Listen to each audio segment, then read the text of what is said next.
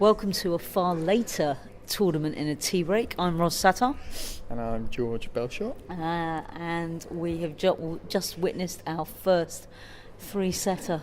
I'm beyond giddy. How are you? Yeah, I was delighted, particularly after reading so many complaints about how many straight sets matches there's been here. I was really, really pleased to watch one between the tournament's two star attractions. Well, let's face it, this is the first live win for Marin Cilic. Yeah, second in 11 attempts as a whole. So not the best record. No, but this is now this puts an interesting complexion on things now, because we will have out of these two a kingmaker for the final round. Probably. Yes. Well, actually, will we? No, he will, because Djokovic is already through. Yeah. So I think Zverev's fate will be decided by these two, I would imagine. I'm confused now because Zverev's playing, isn't it? So, right, but he's 1-1. Yeah, so is Cilic. So. Oh, yes, he. So Cilic. Yes, of course he has. Yeah. And Isner can still go through. So Djokovic is playing Cilic. So if Djokovic wins in 3 and Isner beats Zverev in. Well, I'm saying if Djokovic beats Cilic in 3 and Isner beats Zverev in 2, then I think that would come down to game percentage. Oh, but I haven't seen any actual official calculations yet. But I can't imagine what else that would come down to. But I think they can all go through essentially, particularly if Djokovic beats Cilic in 2 and Isner was to beat Zverev in 2. Well, let's have a little natter about Mr. Sniffles today. He was keeping Kleenex in business. Yeah. And he very honestly decided that actually the quality of the play was pretty awful, despite gushing praise in his on-court interview from Annabel Croft. So he got the job done. Yep. I think he's actually getting used to getting the job done by hook or by crook and doesn't necessarily want it to be purdy tennis. Yeah, he didn't play overly well today. Certainly not in the first set. I was a bit worried for him and his physical condition. I could see him with those tissues out. He looked a little bit annoyed and frustrated. And, had Zverev not completely chucked the towel in after the first break, there might have been a bit more of a match. I think the first 8 games were the most competitive we've seen before tonight. Absolutely. Really, in terms of an actual matchup. Okay, you could point to Nishikori, Federer, but I mean, that was a competition of who could shut the ball out more. Really, that wasn't great. Well, I mean, a win is a win, and he very kindly defended the youngsters coming up, telling us that we're being too hard on them.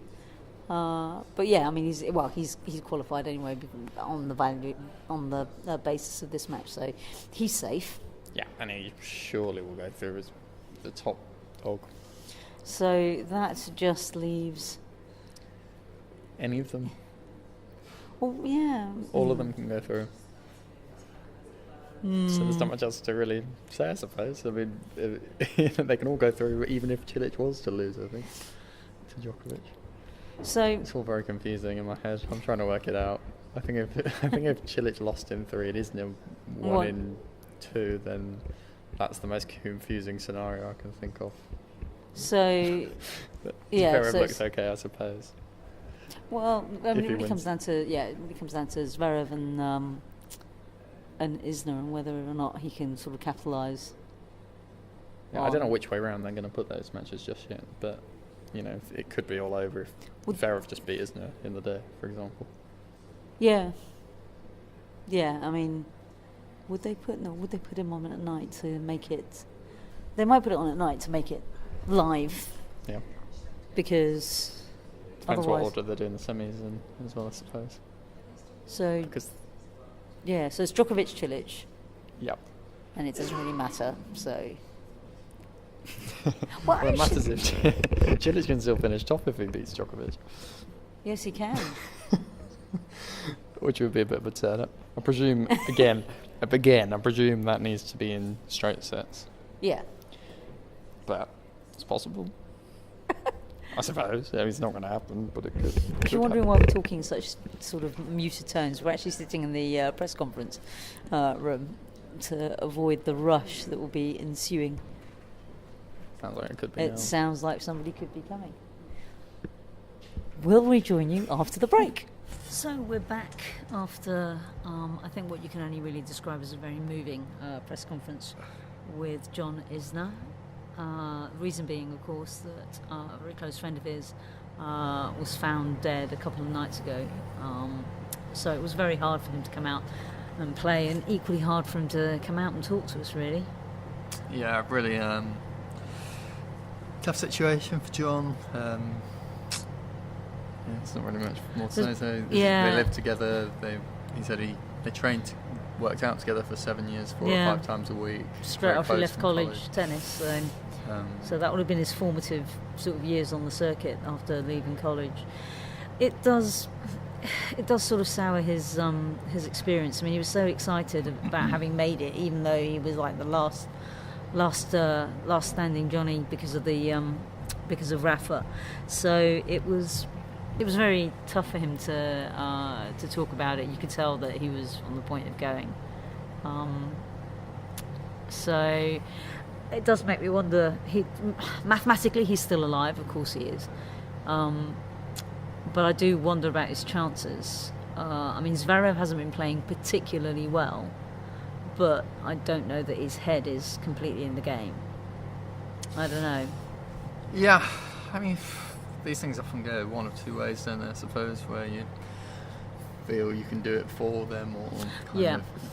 But, but normally... You played very well first set tonight. You came out playing really strong. And he didn't play badly the majority of the night. It was quite a close match. But yeah, it is obviously a very difficult situation to be in, particularly someone you spent so much time with, who's so young, so unexpected by the sounds of this.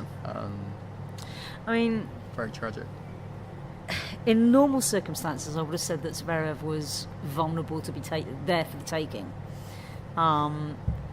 And I saw, after the news was posted, I saw that Marianne Bevis from the Sport Review had actually sort of said, this, what would have been his first experience of this will now always probably be tainted with this. It could easily be his last experience of this as well. Well, that's it. It's such a shame. I mean, so let's look ahead to this particular round. Novak is obviously through. So Zverev is still alive, and as it stands, I would see Zverev coming out the winner. You have to think so now. Although I did say at the start of the tournament that Isner would come through with all 3 ending on 1 win, and that is possible if Djokovic beats Cilic and Isner beats Zverev. But look! I mean, but he told us that he found out straight after that match with John. So he's had to stew over this for a full day, then come out and for a full day before playing. So maybe now that it's out of his system, so to speak, he'll be able to come out and play freely. I don't know. I don't. It is tough to say. I mean, that was... Zverev wasn't exactly great today, and Zverev wasn't exactly great in the first match either, so, from a purely sporting perspective... Yeah, if this hadn't happened, in normal circumstances, I would have said that he was there for the taking. As it stands now, with Djokovic definitely qualified, I think we're looking at... We'll have to look at the scenarios for Cilic and Zverev, realistically. So let's look ahead to tomorrow's matches. So I think we've all but written off Thiem, although he could make it in that tiny little window. Yeah. The Thiem went into Anderson went into window with Anderson Federer. Well, let's face it. What we're really talking about is Anderson and Federer. So how do we think this is going to go down? Because Federer hasn't been convincing to me. No. No. I have gone for him in 2. For very Federer? Boldly. Wow. I'm impressed. Based on nothing other than he needs to get this done. And he has the serve to keep Anderson on the back foot that Nishikori doesn't. He won't get steamrolled quite so easily in that kind of momentum trap, I suspect. And I think the thing that's really going to test Anderson that Nishikori and team don't have in their locker is that one-handed backhand slice that Federer's got, where he can just land it on a sixpence. Yeah. Low ball, deep ball. I just think Federer knows how to utilise that very well and can really frustrate him. And if it works, great, but it's not been that. No, but I don't think stable. it works as well against Thiem and Nishikori as it does Anderson. Right. So I think it'll be more utilised against the big guys than people who like to tee off on it like Thiem and Nishikori, who's already down there. I think the lower skidding ball would be more difficult for Anderson, so that's an advantage I can see for Federer. So where do you see this going? Well, so again, in my predictions I had Nishikori to win in 3, because I think Thiem is going to actually come out firing. Flurry of resistance. He could win it, but I've given Nishikori the benefit of the doubt from his awful performance and said he'll also have a bit of a response. We're going Nishikori in 3, Federer in 2, Federer and Anderson through. Interesting. I would have... And I think Federer top. Possibly. I would go for Anderson, but I think Anderson will get taken 3. You get Anderson to beat Federer and Federer out. Yeah. And I want to say Thiem, actually. Into? Just because Nishikori just looked so lost. And let's face it. So maybe Federer through with Thiem, the kingmaker.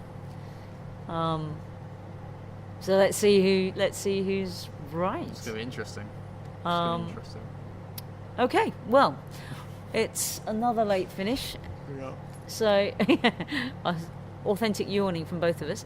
But thank you for listening. You have, of course, been listening to Ros Satar from Britwatch Sports. And George Bellshaw from metro.co.uk. Thank you very much. Bye-bye.